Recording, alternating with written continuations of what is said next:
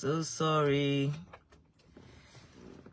Again, network hitches. So I'm back. I'm talking about bringing your plans before God. God is asking you to bring a plan before Him. And as I was saying before the internet, there was internet interruption. I said, God is asking you for a plan. And the plan is asking you for. You know, when God says bring a plan, you know, what will come to your mind is maybe He's asking you for a proposal, a normal proposal that anyone will take to a bank, take to investors and all that. Yes, it's a proposal. But more than just being a proposal, God is asking you to write something, to bring something to Him that is a system. What He will work with you on should be a system. And what I mean by that, you know, as I said, you know, before the internet cut, is that a system is a set of things, you know, put in place to form a mechanism for something to work. When you put a system in place, then that thing can continue to work by itself even when you don't do anything to add to it. That is the kind of thing God is asking you to bring to Him. I mentioned, you know, before the internet cut it, that, okay, yes, your school is, a school is a system of education. You know, having a school, you know, that's a system built, you know, for a system for educating people, a system for giving people knowledge. You know, you can have, when you have, a hospital, a clinic, that's a system for, you know, people receiving health help and all that. So God is asking you that you should not just bring Him an idea, a one-time idea, because it's not a God of random things. It's a God of system. When you look at the sun, you see that God put in a lot of work in making the sun to work. And God does not need to do anything to make the sun to work any longer. For as long as He has done it, the sun will rise in the morning and then He will go down in the evening. The moon knows when to come. All the things He has done, they know what to do.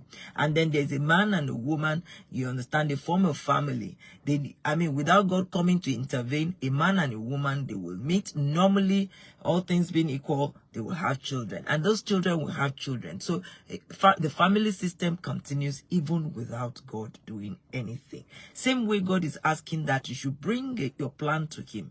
Submit your plan to Him and make sure that that plan you are bringing to Him, the number one thing I said is that it should be a system.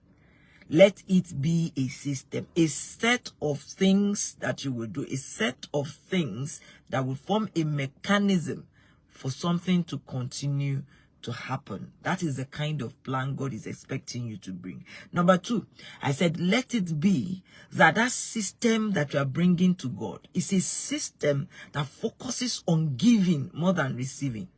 Oh, this is so important. Now, if you want to start a school, you know, you want to start a school can be a system. It's meant to actually be a system of giving. If you want to start a system, you want to start a school because of God, for humanity, it should be a system of giving. You set out to give. That you will receive is imminent, but that it is a system first and foremost of giving. It must be a system of giving, you know. And also you must note, this system you are bringing to God, that system may be new, totally new, a system that does not exist, something that no one is doing right now. That's a new system. You can bring it to Him. It can be an old system. Just as I said, a school is a system, a hospital is a system. You know, a TV channel is a system. Sports, you know, any game at all is a system, you know. So you can bring to Him something that is totally new. You can bring to Him something that is totally old. But the best thing is to bring to Him something that has the old, but with a flavor of the new. Something that's old, is a flavor with a flavor of the new of something new. It is that new is what attracts, you know, to people. Meanwhile, people usually love what they already understand. They come to what they already understand. But at the same time, something they already understand, but that promises something new. So when as I said, when you're coming to God, you are bringing a system, and that system can be old, new, or a combination of both. Now, he's also asking that this system you are going to bring should not be something that clashes within itself. Now, I know I'm on a platform that this is not all fully a Nigerian platform. There are other, you know, countries that watch this, and this platform itself, I know what they stand for and all that, you know. But when it comes to sexual orientation, I think one of the problems that is visible to all is that it has an obstruction. A family, you know, I'm being careful here because I know that this is Zuckerberg's platform. You know, a family, it's something that a man and a woman, once they come together, they have the ability within each other to combine and bring out children. Now, when it is same sex, whether female or male, the general minus there is that they cannot do the same thing. They can't by themselves reproduce. They can't by themselves reproduce naturally. Except, of course, they are looking for how to adopt. They are looking for how to do, you know, other things and all that. So the system that God is asking for, I'm using that as an example to say the system that God is asking for is a system that does not have clashes within itself. You must make sure that it is seamless, that God can pass through, and when God's grace passes through, it can be multiplying, and there is no hindrance. It is something that can seamlessly happen. You know, let me make an example of, if you have seen where they are making bar soaps before.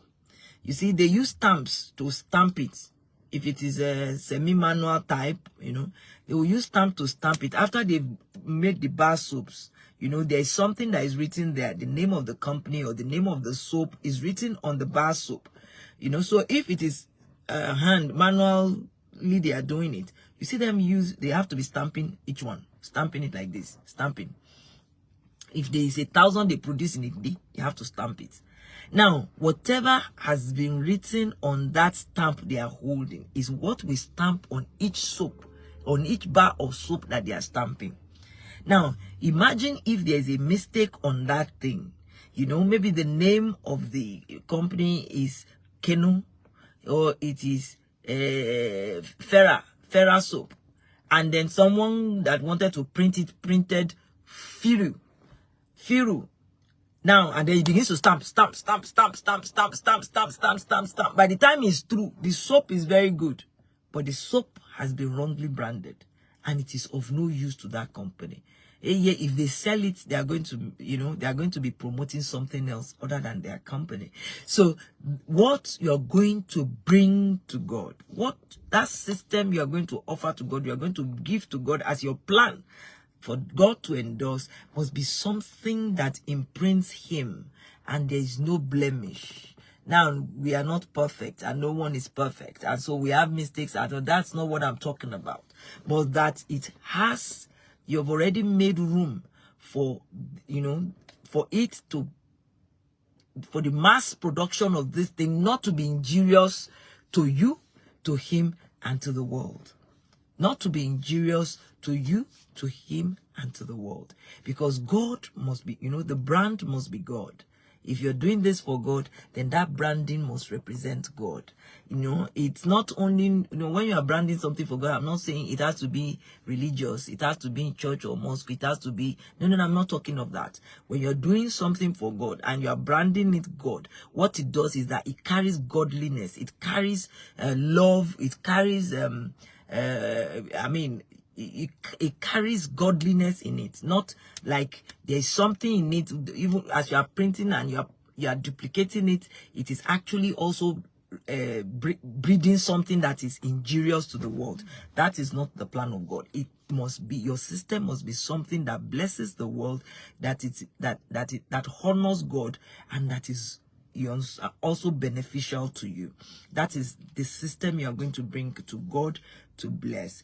And of course, once God starts to multiply it, it must be something that, you understand, has the ability to multiply. It has unending, it's not something that can stop abruptly because there is no future to it. It can't go too far and all that. You must make room for God to multiply you, to multiply the works of your hand, to multiply this thing that you are bringing to him. Don't make it too small. Like I said, the last teaching that I did, many of us, we are in rooms that are too tight, and God wants to come in. But if God should come into where you are, he can only come in. He can't bring all the goodies that he has with him, because where you are is too tight for him, and you need to move out and allow him to have room. And that is what God is waiting for many of us to do. So when you're presenting a plan to him, don't make it too small. Don't make it a plan that only you can feature in. Don't make it a plan that it actually you can handle it, then you don't need God. No, make it big. Make it, you understand, if money, think within yourself, if money was not a problem, what kind of plan will I bring out? If money was not a problem, if money was not an issue, what kind of thing would I want to do? What kind of system will I want, God, to bless in my hands? That is what God is asking you, to present your plans to him, and make sure that the plan is a system that can be a mechanism that can sustain itself, when you put it on ground, so that when God pours himself to it, it can continue to multiply, be a blessing to the world, be beneficial to you, and to give honor to God. So don't forget, this plan you are bringing, let it be a system of giving more than a system of receiving, and you'll be shocked at how much more you will gain than if you made it a system of receiving rather than a system of giving. It is more blessed to give than to receive. Thank you very much for being there. Sorry for the hitches. We had it like twice before the program eventually commenced. Let's meet tomorrow again at 8 p.m. I'll be here. Thank you, and God bless you.